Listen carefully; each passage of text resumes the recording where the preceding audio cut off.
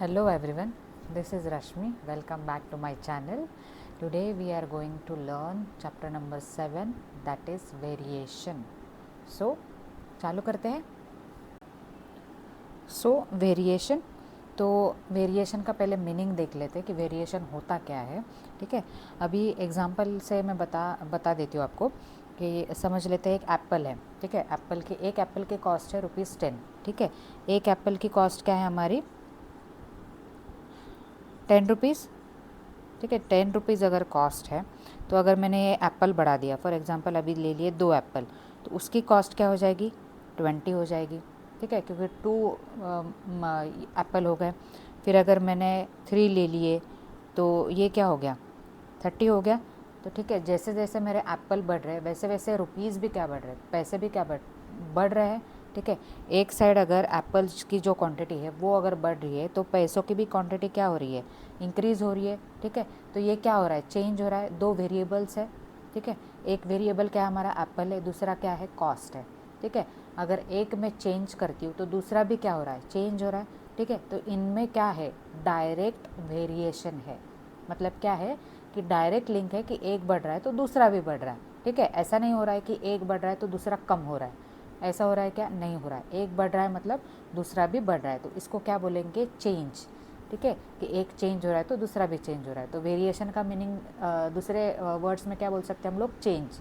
ठीक है, तो अभी वेरिएशन के 2 टाइप्स है. पहला तो क्या है जो मैंने अभी बताया कि एक अगर क्वांटिटी इंक्रीज़ हो रही है तो दूसरी क्वांटिटी क्या हो रही है? वो भी इंक्रीज़ हो रही है. अभी दूसरा टाइप कौन सा होता है कि अगर एक क्वांटिटी इंक्रीज़ हो रही है तो दूसरी क्या होगी? क्वांटिटी डिक्रीज़ होगी. उसका एग्जांपल कैसे देखेंगे? फॉर एग्जांपल आपका ये ए पॉइंट जो है ये स्कूल है. ठीक है, और ये बी पॉइंट क्या है? आपका घर है, समझ लो. ठीक है, ये इतना डिस्टेंस आपको कवर करना पड़ता है. रोज़ आप क्या करते हो? साइकिल से जाते हो. ठीक है, साइकिल से आप जाते हो. ये मेरा साइकिल है छोटा सा, तो साइकिल से आप जाते हो. ठीक है, तो साइकिल से आपने क्या किया? घर से निकले और स्कूल तक चले गए. ठीक है, तो ऐसे आप रोज़ सेम स्पीड से जाएंगे क्या? नहीं जाएंगे. कभी स्लो चलाएंगे, कभी फास्ट चलाएंगे. ठीक है, तो अगर मेरी स्पीड एक दिन अगर ज़्यादा होती है तो अगर स्पीड मेरी इंक्रीज़ हो गई, ठीक है, तो मुझे टाइम क्या लगेगा? कम लगेगा. ठीक है, अगर मेरी स्पीड ज़्यादा बढ़ गई तो मुझे टाइम क्या लगेगा?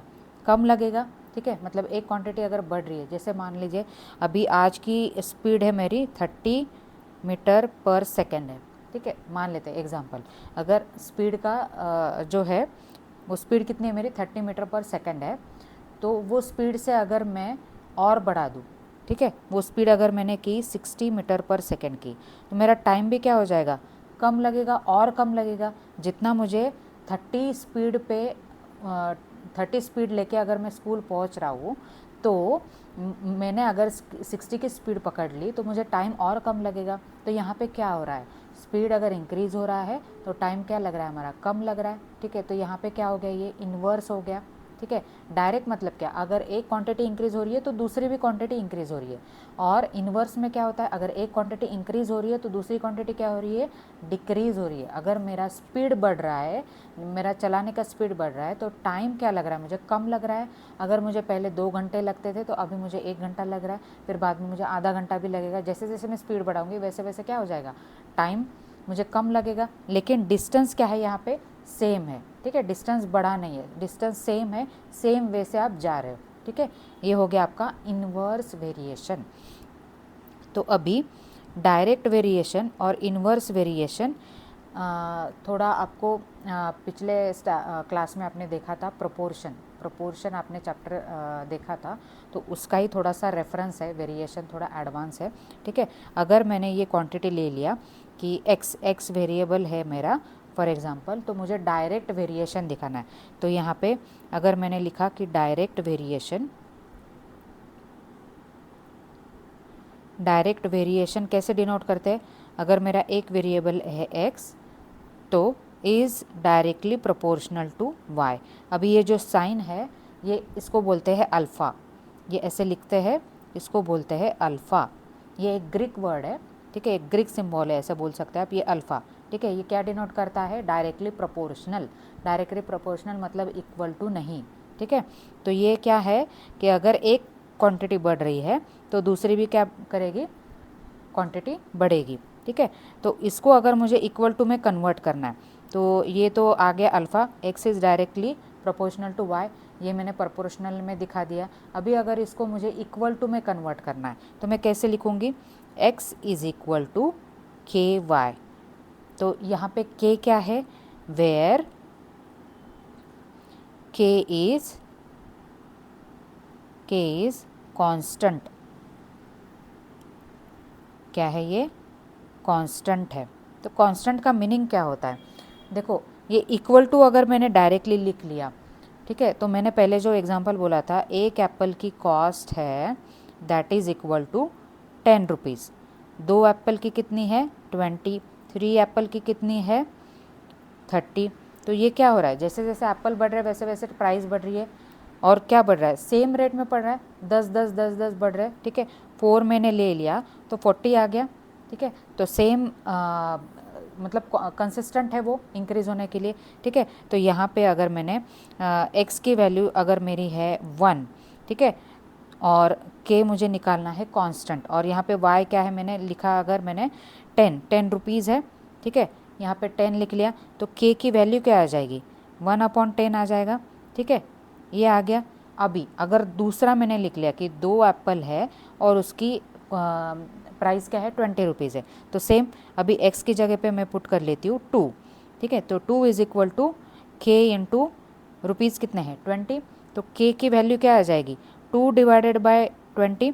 ये 20 क्या हो जाएगा, डिनोमिनेटर में चला जाएगा क्योंकि ये मल्टीप्लिकेशन में है, ठीक है। तो यहाँ पे क्या आ गया, 2/20। तो 2/20 को क्या लिख सकते हैं, 2 1 ज़ा 2, 2 10 ज़ा 20। तो यहाँ पे वैल्यू क्या आ गई हमारी, 1/10। तो यहाँ पे क्या है, जो रेशो है वो सेम आ रहा है, प्रोपोर्शनेट है, ठीक है। तो यहाँ पे ये जो k की वैल्यू है, यहाँ पर भी 1/10 आ गई, यहाँ पर भी क्या आ गई, 1/10। तो कितने भी वैल्यूज़ आप लोगे x और y की, तो हमारा कांस्टेंट क्या रहेगा, सेम रहेगा, सेम मतलब प्रोपोर्शनेट रहेगा। तो कांस्टेंट तो कभी भी चेंज नहीं होगा, ठीक है, सिर्फ x और y की वैल्यू क्या करेगी, वेरी करेगी।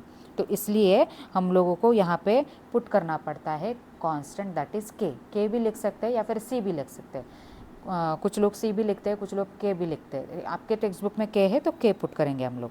तो यहाँ पे डायरेक्टली प्रोपोर्शनेट को हम लोग इक्वल टू का साइन अगर देते हैं तो यहाँ पे क्या मल्टीप्लाई करेंगे, k इंटू वाई, ठीक है। तो अभी हम लोग एक सॉल्व्ड एग्जाम्पल देख लेते हैं जो आपके टेक्स्ट बुक में दिया है। तो अभी जो 7.1 है आपका, वो आपका है डायरेक्ट प्रोपोर्शनेट में। तो सारे क्वेश्चंस किस फॉर्मेट में रहेंगे आपके, डायरेक्ट वेरिएशन में रहेंगे, ठीक है। तो अभी जो क्वेश्चन है यहाँ पे लिखा है कि if the rate of a notebook is ₹240 पर डज़न, ठीक है। तो नोटबुक्स की प्राइस क्या है, 12 नोटबुक्स अगर मैंने ले ली है तो उसकी कॉस्ट क्या है, 240 रुपीज़। डज़न का मतलब कितना होता है, 12 नोटबुक्स अगर ले ली तो उसकी प्राइस है 240। What is the cost of 3 notebooks. तो यहाँ पे अभी टेबल में लिखा है 3 है, 9 है, तो यहाँ पे क्या है, नंबर ऑफ नोटबुक्स दिए पूरे। Also find cost of 9 notebooks, 24 notebooks, 50 notebooks, complete the following table, ठीक है। तो अभी यहाँ पे ये डायरेक्ट वेरिएशन का क्वेश्चन है, ठीक है। तो यहाँ पे मैं ज़्यादा कुछ लिखूँगी नहीं, डायरेक्ट बताऊँगी। हम लोग जब एक्सरसाइज करेंगे तो अच्छे से लिखेंगे कि क्या क्या लिखना है आपको वहाँ पे, ठीक है। तो यहाँ पे अभी टेबल में क्या दिया, number of notebooks and cost in rupees, ठीक है। तो यहाँ पे जो है नंबर ऑफ़ नोटबुक्स क्या दिया है, एक्स दिया है। तो यहाँ पे क्या है, x is directly proportional to y, ठीक है। तो ये फर्स्ट हो गया हमारा। बाद में क्या है कि अगर मुझे प्रोपोर्शनेट का साइन हटाना है, क्योंकि यहाँ पे क्या हो रहा है, नंबर ऑफ़ नोटबुक्स है और कॉस्ट है। जैसे मैंने एग्जांपल बताया एप्पल का, ठीक है, अगर एक एप्पल की कॉस्ट है 10 रुपीज़, 2 एप्पल की कॉस्ट हो जाएगी 20 रुपीज़। तो सेम यहाँ पे क्या दिया है, सिर्फ नोटबुक्स दिया है, नोटबुक्स क्या दिए, प्राइस दिया है। अगर एक नोटबुक की वैल्यू इतनी रहेगी तो 2 नोटबुक की कितनी रहेगी, ऐसा ही पूछा है, ठीक है। तो यहाँ पे भी क्या हो जाएगा, डायरेक्ट वेरिएशन आ जाएगा। तो मैं अभी प्रोपोर्शनेट जो ये अल्फ़ा साइन है वो निकाल देती हूँ और यहाँ पे क्या लिखती हूँ, के वाई, ठीक है। सो यहाँ पे जो दिया है, अभी k की वैल्यू निकालते हैं, क्योंकि हमारे पास क्या है, k क्या होता है, हमारा कांस्टेंट रहता है, वो चेंज नहीं होता है, ठीक है। k का जैसे हमने पहले बताया 1/10 होता है, तो इसमें भी k क्या रहेगा, हमारा सेम रहेगा। तो देखते हैं अभी क्या आता है। तो यहाँ पे if x is equal to 12, x को क्या डिनोट किया, नंबर ऑफ नोटबुक्स किया, इसलिए मैंने x लिखा, and y is equal to 240। तो k की वैल्यू क्या आ जाएगी, तो यहाँ पे x की वैल्यू पुट करते हैं। सो देयरफॉर x की वैल्यू क्या आ जाएगी, 12 आ जाएगी, और k इंटू क्या आ जाएगा, 240 आ जाएगा। सो देयरफॉर k क्या आ जाएगा, अभी ये 240 डिवीजन में चला जाएगा, ठीक है। तो सिर्फ मैंने इंटरचेंज किया है ये प्लेसेस, और k इज़ इक्वल टू क्या आ जाएगा, 240। तो यहाँ पे 12 1 ज़ा 12, 12 2 ज़ा 24 और 20, तो मतलब k की वैल्यू क्या आ गई, तो 1/20। तो इनका ये k जो कांस्टेंट है, ये हमेशा सबके लिए क्या रहेगा, सेम रहेगा। तो हम लोग k की वैल्यू पुट करके रिमेनिंग वैल्यू x और y फाइंड कर सकते हैं। अगर मेरे पास x है तो मैं y फाइंड कर सकती हूँ, y है तो x फाइंड कर सकती हूँ, क्योंकि मेरे पास k की वैल्यू आ गई है, ठीक है। तो अभी नेक्स्ट, अभी जो 3 है, यहाँ पे क्या दिया है, x। If x is equal to 3, तो y की वैल्यू पुट करनी है, तो क्या रहेगा हमारा equation, same, x is equal to ky लिखेंगे। तो x की वैल्यू दी है 3 और k की वैल्यू है 1/20 इंटू y। तो यहाँ से ये जाएगा तो मल्टीप्लिकेशन में जाएगा, तो y की वैल्यू क्या आ जाएगा, 20 इंटू 3 60। तो यहाँ पे क्या आ जाएगा, ये 60 आ जाएगा। ये समझ में आ गया, ठीक है। अभी ये 60 आ गया, तो इसका रेशो भी सेम ही होगा, आप देखना। अभी यहाँ पे 3/60 अगर मैंने लिखा, तो ये क्या आ जाएगा, 3 1 ज़ा 3, 3 2 ज़ा 6, तो ये 1/20 आ गया। तो इसका भी रेशो क्या आ गया, 120, मतलब k की वैल्यू आ गई, ठीक है। तो ये हमारा सही चल रहा है। अभी है दूसरा क्या है, 9 के नीचे भी लिखा है। तो if x is equal to 9, so therefore x is equal to ky अगर है हमारे पास, तो x की वैल्यू क्या है, 9, 1/20 into y। So therefore y is equal to क्या आ जाएगा, 180। ये कैसे किया मैंने, 9 इंटू 20 किया, क्योंकि ये एक साइड में डिवीजन है, दूसरे साइड में जाता है तो उसका साइन चेंज हो जाता है। ये डिवीजन में है तो क्या हो जाएगा, मल्टीप्लिकेशन में चला जाएगा, ठीक है। तो ये 180 आ गया। तो यहाँ पे 9 के नीचे क्या आ जाएगा, यहाँ पे 180 आ जाएगा, ठीक है। तो इनका भी रेशो क्या रहेगा, सेम 1/20। तो अगर मेरी वैल्यू है if x is equal to 24, so x is equal to क्या लिखेंगे, ky। So 24 is equal to 1/20 into y। तो y इज़ इक्वल टू क्या आ जाएगा, 24 इंटू 20, तो y क्या आ जाएगा, 480। तो यहाँ पे ये क्या वैल्यू आ गई, 480, ठीक है, ये आ गया।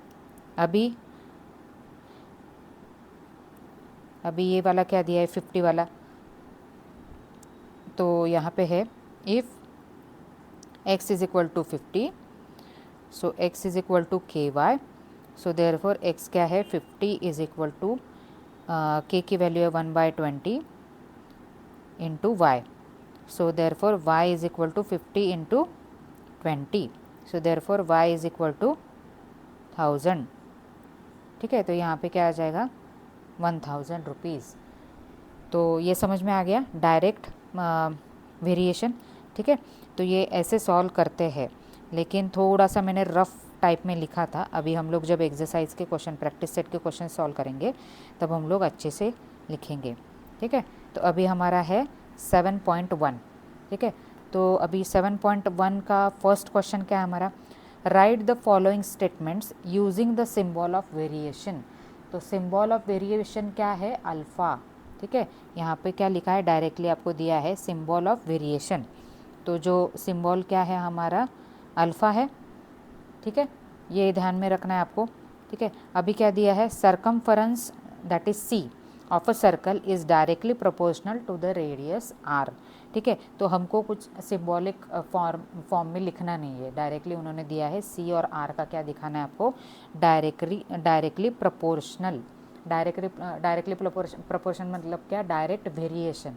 तो उसको डायरेक्टली प्रोपोर्शनल भी बोलते हैं और डायरेक्ट वेरिएशन भी बोलते हैं, ठीक है। तो अभी क्वेश्चन नंबर फर्स्ट का आंसर क्या आ जाएगा, अगर मेरा सरकमफरेंस सी है of a circle is directly proportional to the radius of R. ठीक है, तो यहाँ पे क्या आ जाएगा, C is directly proportional to R. यहाँ पे क्या क्या कवर हुआ हमारा, सरकमफरेंस भी लिखा मैंने और सिंबल ऑफ वेरिएशन भी लिख लिया और रेडियस ऑफ आर भी लिख लिया। तो ये क्या है, डायरेक्टली प्रोपोर्शनल है। तो यहाँ पे हमको क्वेश्चन में ही दिया है कि डायरेक्टली प्रोपोर्शनल है, तो उसको बस आपको सिंबल ऑफ वेरिएशन के तरीके से लिखना है। ठीक है, ये हो गया क्वेश्चन नंबर 1। अभी देखते हैं उसमें ही क्वेश्चन नंबर 2 क्या है। तो क्या बोला है, the consumption of a petrol is L, symbol है उसका, in a car and distance travelled by a car D or in direct proportional, or in direct variation. ठीक है, ऐसा दिया है। तो कंजम्पशन ऑफ पेट्रोल एल दिया है, तो एल क्या लिखना है, L is directly proportional to D.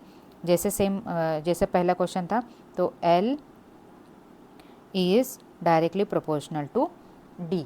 ये हो गया आपका आंसर। तो इसमें कुछ ज़्यादा कुछ लिखने की ज़रूरत नहीं है क्योंकि सब कुछ गिवन दिया है। यहाँ पे आपको ऐसे नहीं बोला है कि ये डायरेक्ट वेरिएशन ही है या फिर इन्वर्स वेरिएशन है।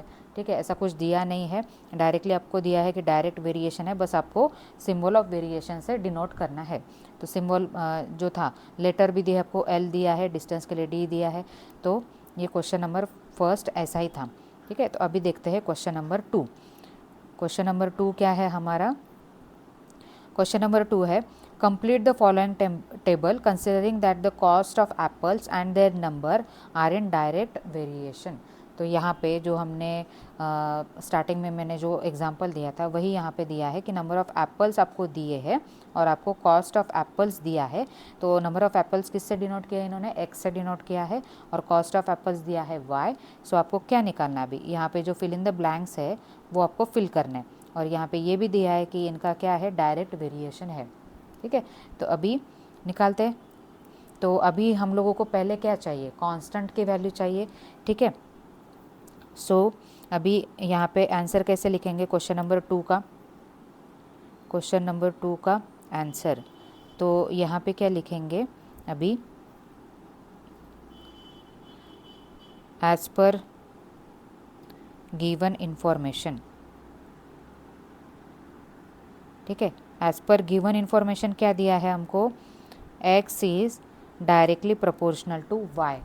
ठीक है, ये दिया है क्योंकि x यहाँ पे क्या है, नंबर ऑफ़ एप्पल्स है और कॉस्ट ऑफ एप्पल्स क्या है, y है। ठीक है, x is directly proportional to y, तो अभी डायरेक्टली प्रोपोर्शनल का साइन हटाना है, तो क्या लिखूँगी मैं, x is equal to KY। ठीक है, ये आ गया। ठीक है, अभी k की वैल्यू क्या आ जाएगी, तो if x is equal to 1 and y is equal to 8, so therefore 1 is equal to k into 8, so therefore k की वैल्यू क्या आ जाएगी, 1 डिवाइडेड बाय 8। तो ये हमको यूज़ करना है। ठीक है, तो यहाँ पे अभी k की वैल्यू आ गई, मतलब हमारे k की वैल्यू जो है हम लोग ईच जो फिल इन द ब्लैंक्स रहेगा उसके लिए यूज़ करेंगे। तो अभी जो फिल इन द ब्लैंक्स है उसका ही मैं लिख लेती हूँ कि अगर इफ़, यहाँ पे क्या लिखा है, if y is equal to 56, if y is equal to 56, यहाँ पे जो है फिल इन द ब्लैंक्स वाला ये 56 है, यहीं पे यही आपको निकालना है। ठीक है, तो यहाँ पे अगर y इज़ इक्वल टू 56 है तो x इज़ इक्वल टू क्या आ जाएगा, so therefore x is equal to 1/8 into 56, या फिर डायरेक्टली लिखने से अच्छा है x is equal to KY। So therefore x क्या आ जाएगा, 1/8 इंटू 56। ठीक है, 1/8 इंटू 56, तो ये क्या आ जाएगा, 7 जा। ठीक है, डिवाइड हो जाएगा। सो देयरफॉर x की वैल्यू क्या आ गई, 7 आ जाएगी। तो यहाँ पे अगर मेरे नंबर ऑफ़ एप्पल 7 है तो उसकी कॉस्ट क्या रहेगी, 56। ये समझ में आ गया। अभी सेकंड करते हैं। तो सेकंड में क्या दिया है आपको कि if x is equal to 12, अभी क्या दिया है, नंबर ऑफ़ एप्पल्स 12 दिए है, तो cost of apples that is y आपको निकालना है। ठीक है, if x is equal to 12, so x is equal to के वाई, ठीक है, तो x की वैल्यू दी है, so 12 is equal to 1/8 into Y, तो ये यहाँ पे क्या है 1/8 है, तो यहाँ पे ये 8 इधर जाके क्या हो जाएगा मल्टीप्लाई हो जाएगा, ठीक है। So therefore y is equal to 12 into 8 96, ठीक है। तो यहाँ पे अगर एप्पल्स 12 है तो वैल्यू कितनी आ जाएगी 96 आ जाएगी, ठीक है। ये हो गया। अभी लास्ट वाला है, लास्ट वाला क्या बोला आपको,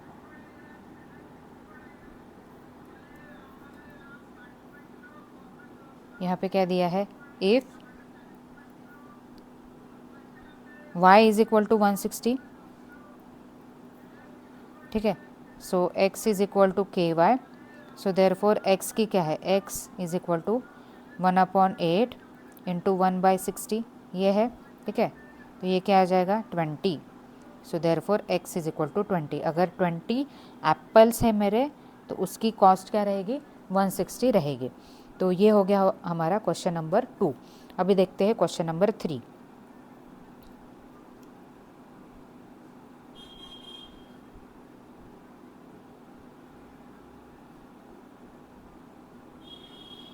तो क्वेश्चन नंबर 3 का देखते हैं हम लोग। तो 3 क्या दिया है, if m is directly proportional to n, ये यहाँ पे प्रोपोर्शनलिटी का साइन दिया है, if m is directly proportional to n and when m is equal to 154 n is equal to 7, find the value of m when n is 14। तो यहाँ पे क्या दिया है, m और n की दोनों की भी वैल्यू दी ही है, मतलब हमको कांस्टेंट की k की वैल्यू निकालनी है।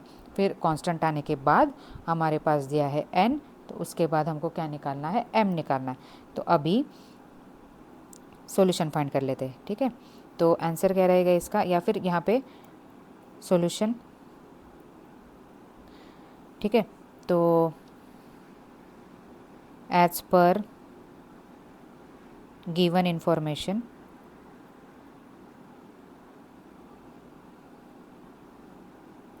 m is directly proportional to n, so therefore m is equal to kn where k is constant. तो यहाँ पे आपको मेंशन करना पड़ेगा कि k क्या है, यहाँ पे आपने k क्यों लिखा है, ठीक है। तो k क्या है, हमारा कांस्टेंट है। सो नाउ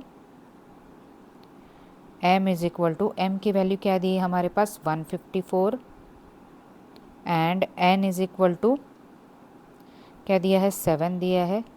सो देयरफॉर क्या आ जाएगा 154 is equal to k into 7, ये बस मैंने इस इक्वेशन में पुट किया m is equal to K N, ठीक है।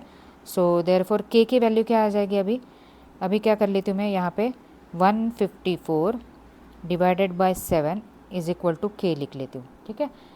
अभी ये इंटू 7 था तो यहाँ पे क्या हो गया, डिवीजन में चला गया, तो अभी k की वैल्यू क्या आ जाएगी 22, ये हमारे k की वैल्यू आ गई, ठीक है।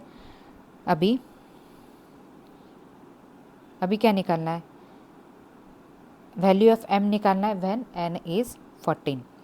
सो अभी नाउ अभी इसको क्या कर लेते हैं, इक्वेशन नंबर 1 लिख लेते हैं, ठीक है। नाउ इफ़ क्या दिया है, n इज़ इक्वल टू 14 दिया है, if n is equal to 14, सो क्या आ जाएगा, m is equal to 14 into 22, right. m is equal to K N दिया है हमारे पास, तो यहाँ पे क्या है m is equal to K N, ठीक है। तो m is equal to 14 into 22, तो m की वैल्यू क्या आ जाएगी फिर 14 इंटू 22, तो m की वैल्यू क्या आ गई हमारी 308, ठीक है। ये हो गया क्वेश्चन नंबर 2, क्वेश्चन नंबर 3 हो गया, ठीक है। तो m की वैल्यू आ गई 308, ये ऐसे सॉल्व करना है। k की वैल्यू दी है, आपको निकालना है जो भी m और n की वैल्यू दी है उससे, और फिर एक वैल्यू दी रहेगी, दूसरी वैल्यू निकालनी पड़ेगी आपको, ठीक है। तो ये हो गया क्वेश्चन नंबर 3। अभी देखते हैं क्वेश्चन नंबर 4, ये भी किस फॉर्मेट में है, फिल इन द ब्लैंक्स के फॉर्मेट में भी है। तो इसमें क्या है, n varies directly as m, complete the following table. अभी यहाँ पे n varies directly as m दिया है, मतलब क्या है कि ये भी डायरेक्टली प्रोपोर्शनल है। तो क्वेश्चन नंबर 4 का सॉल्यूशन। ठीक है, so as per given information क्या है हमारे पास,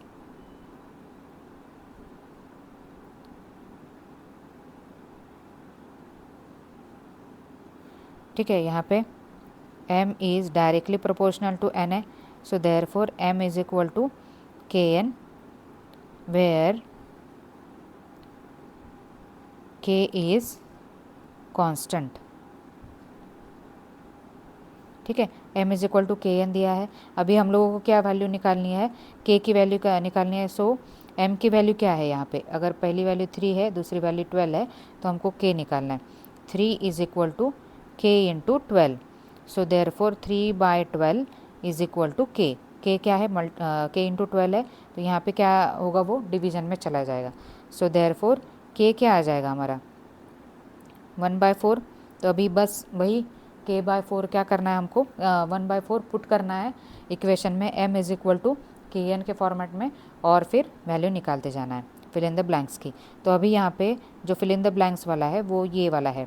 ठीक है, तो m की वैल्यू है हमारे पास 6.5, तो n की वैल्यू हमें निकालनी है। ठीक है, तो अभी देखते हैं। So if m is equal to 6.5 दिया था हमारे पास, m की वैल्यू क्या है 6.5, so m is equal to K N, so therefore m की वैल्यू क्या है 6.5 इज इक्वल टू k की वैल्यू क्या है 1.4। अभी इसको इक्वेशन नंबर 1 लिख लेते हैं। सो k की वैल्यू क्या है 1/4 into n, so therefore n क्या आ जाएगा 6.5 इंटू 4। तो अभी जो n की वैल्यू है वो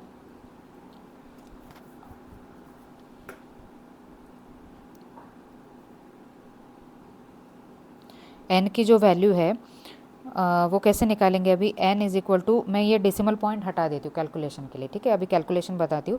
तो ये डेसिमल पॉइंट अगर मैंने हटाया, इसको 65 लिख लिया, इंटू 4 लिख लिया, तो डेसिमल पॉइंट हटाऊंगी तो नीचे क्या रहेगा 10 आ जाएगा, क्योंकि एक डेसिमल पॉइंट के बाद एक ही नंबर है, तो डिवाइडेड बाय 10 आ जाएगा। तो इसको अभी कैलकुलेट करके देखते हैं कैसे होगा।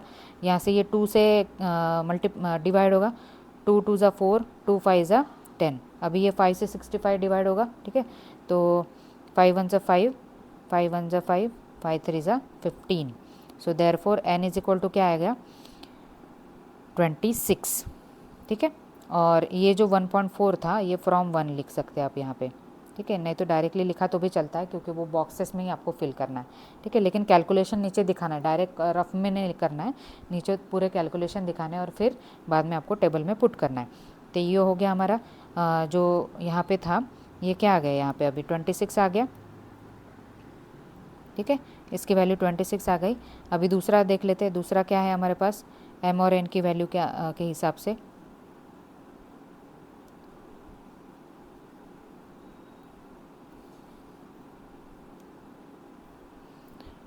तो अभी दूसरे इसमें क्या है, n दिया है आपको 28, m निकालना है।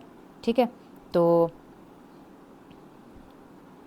नाउ नहीं, इफ़ कर लेते हैं कि if n is equal to 28।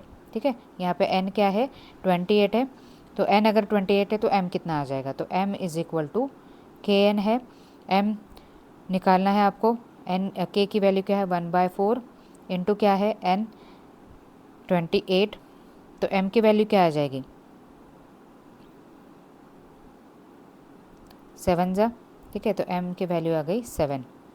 तो यहाँ पे आप लिख सकते हैं फ्रॉम 1, क्योंकि k की वैल्यू मैंने कहाँ से ली है वो दिखा सकते हैं आप। ठीक है, तो यहाँ पे क्या आ गया हमारा m कितना आ गया 7 आ गया। ठीक है, तो अभी देखते हैं उसके बाद का कौन सी वैल्यू दिया है, ये 7 आ गया। अभी दिया है आपको m की वैल्यू क्या दिया है 1.25।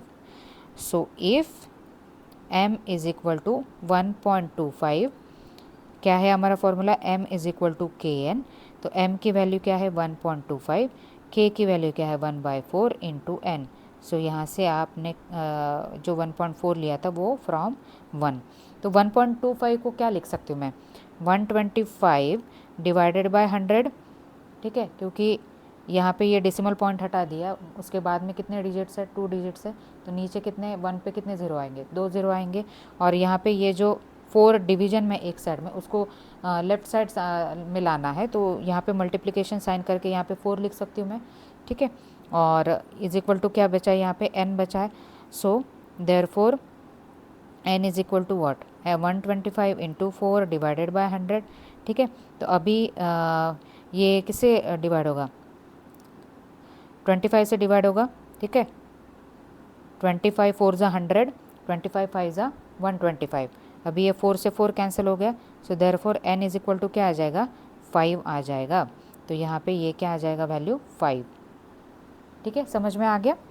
तो ये जो मैंने बीच बीच में रफ़ किया है वो भी आपको लिखना है, ठीक है, क्वेश्चन पेपर में। अभी यहाँ पे मुझे स्पेस दिखाने के लिए नहीं है, इसलिए मैंने पूरा मिटा मिटा के आपको बताया। तो अभी देखते हैं क्वेश्चन नंबर 5। अभी क्वेश्चन नंबर 5 क्या है आपका, क्वेश्चन नंबर 5 है y varies directly as square root of x, ठीक है, ये दिया है। When x is equal to 16, y is equal to 24, find the constant of variation and equation of variation. तो कांस्टेंट ऑफ वेरिएशन आपको पूछा है, तो कांस्टेंट ऑफ वेरिएशन मतलब क्या, जो कि मैंने k पुट किया था हर एक इक्वेशन में वो, और इक्वेशन ऑफ वेरिएशन मतलब x और y के फॉर्मेट में रहेगा, ठीक है। यहाँ पे जो ये x दिया है, y दिया है, इसके फॉर्मेट में जो इक्वेशन फॉर्म हो रहा है वो लिखना है, ठीक है।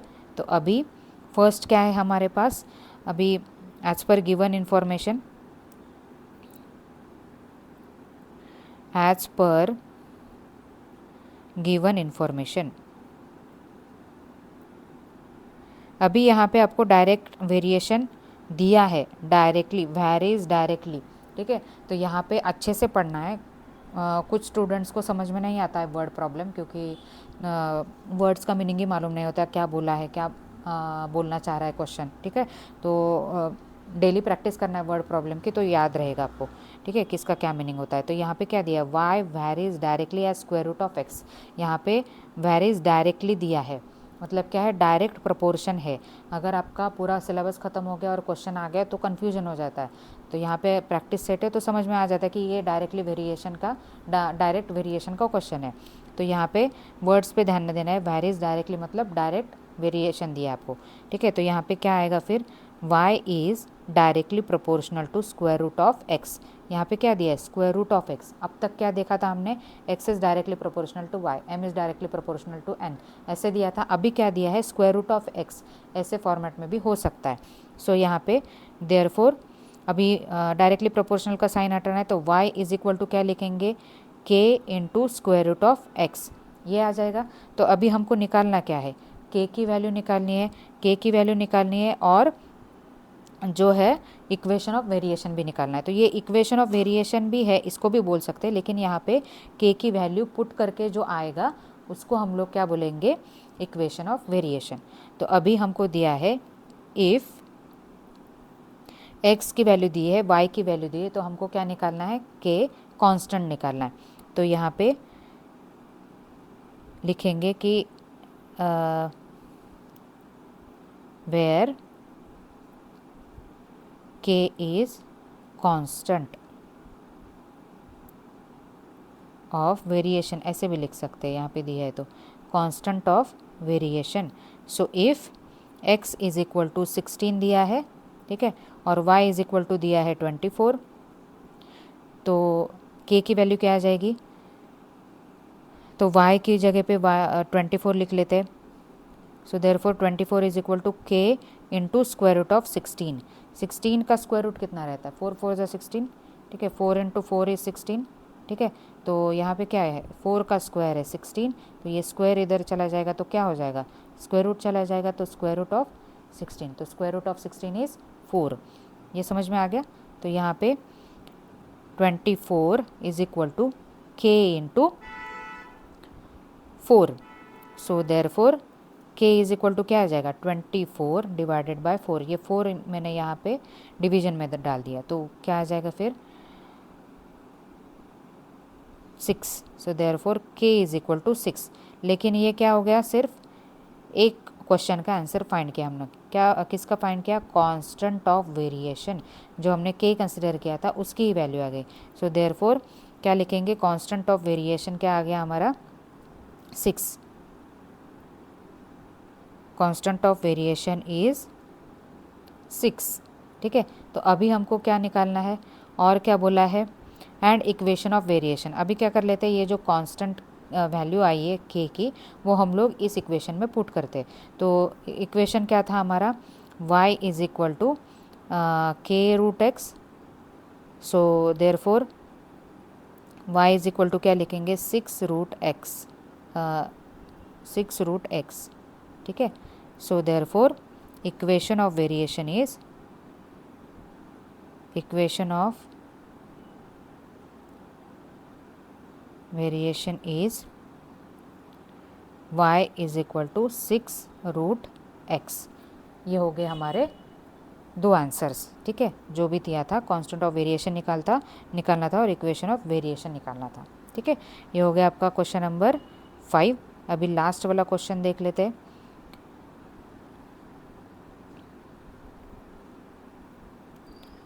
क्वेश्चन नंबर 6 देख लेते हैं अभी। क्वेश्चन नंबर 6 क्या है आपका, the total remuneration paid to labours. ठीक है, तो यहाँ पे आपका थोड़ा इंग्लिश अच्छा होना चाहिए। सेमी वालों को थोड़ा सा डिफ़िकल्ट जाता है, जिन्होंने भी 7 से 8 में अगर सेमी लिया है तो उनको थोड़ा सा वोकैबुलरी में प्रॉब्लम आता है। तो कुछ नहीं, बस जैसे जैसे क्वेश्चन आ रहे हैं वैसे वैसे वोकैबुलरी अपने है ना दिमाग में ऐड करते जाना है और क्वेश्चन की प्रैक्टिस करते जाना है। तो यहाँ पे क्या दिया है, the total remuneration paid to the labours. तो यहाँ पे रेम्यूनरेशन का मीनिंग क्या है, पेमेंट, सैलरी। ठीक है, रेम्यूनरेशन का मीनिंग क्या है, सैलरी, जो किसको दी जाती है, लेबर्स को, क्वेश्चन में। ठीक है, the total remuneration that is salary paid to the labours. Labour मतलब क्या, जो काम करने वाले लोग रहते हैं। Employed to harvest the soybean. Soybean का क्या करते हैं अभी, हार्वेस्ट, हार्वेस्ट मतलब जो फार्म में हार्वेस्ट करते हैं वैसा। ठीक है, खेत में। तो harvest soybean is in direct variation with the number of labours. अभी यहाँ पे समझना है कि किसको किसका डायरेक्ट वेरिएशन है। तो यहाँ पे अभी सैलरी है, सैलरी को हम लोग काउंट कर सकते हैं।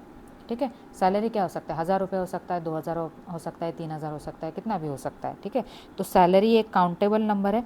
ठीक है, और बाद में क्या दिया है, employ to harvest the soybean.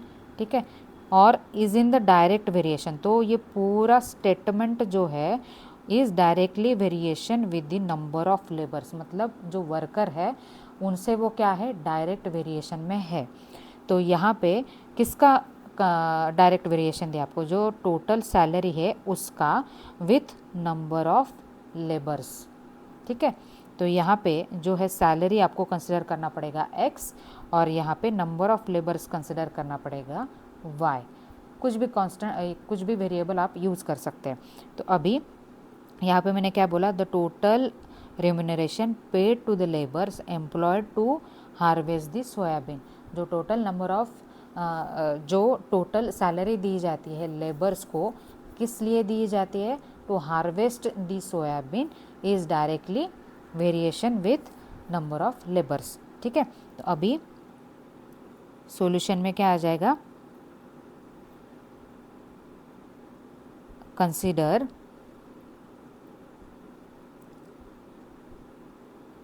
Total remuneration is x। ठीक है, टोटल रेम्यूनरेशन मतलब क्या, टोटल सैलरी जो मैं कंसिडर कर रही हूँ वो कितनी है, x है, and number of labours is y। ठीक है, इसको एक x कंसिडर कर लिया, number of labours is y। अभी यहाँ पे क्या दिया है, डायरेक्ट वेरिएशन दिया है, तो क्या आ जाएगा, डायरेक्टली प्रोपोर्शनल आ जाएगा। So therefore as per given information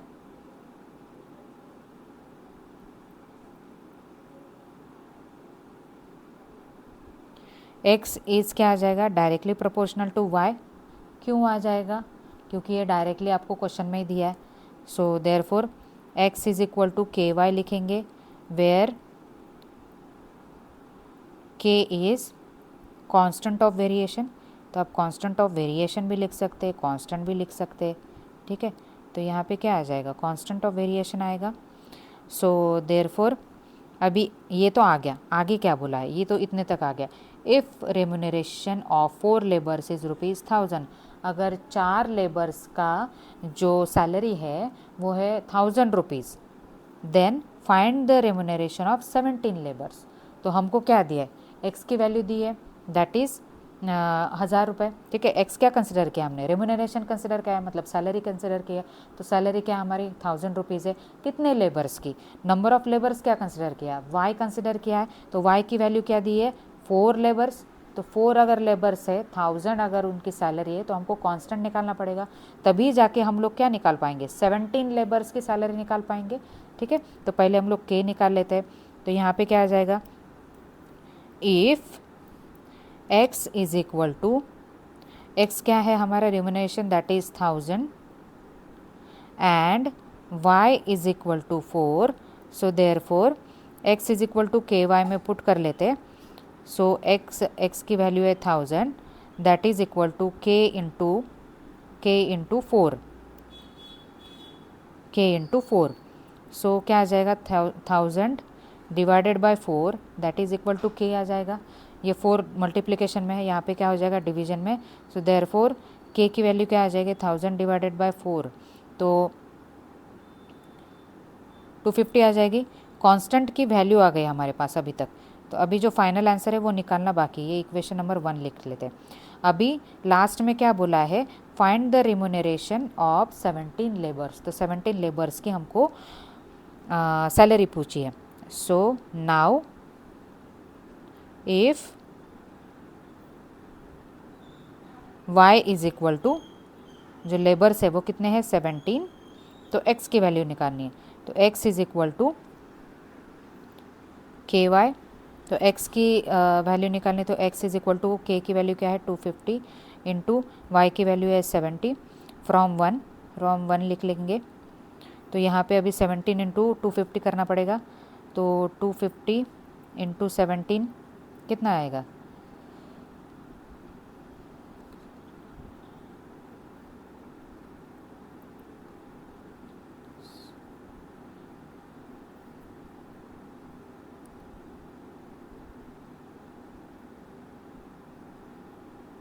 हाँ ठीक है। तो x की वैल्यू क्या आ जाएगी यहाँ पे फिर 4050, मतलब सैलरी कितनी रहेगी हमारी, 17 लेबर्स की 4050 रहेगी, ठीक है। तो ये हो गया आपका फाइनल आंसर। और यहाँ पे ही प्रैक्टिस सेट 7.1 ख़त्म होता है। अभी नेक्स्ट लेक्चर में देखते हैं हम लोग जो प्रैक्टिस सेट 7.2 रहेगा, ठीक है। तब तक के लिए थैंक यू।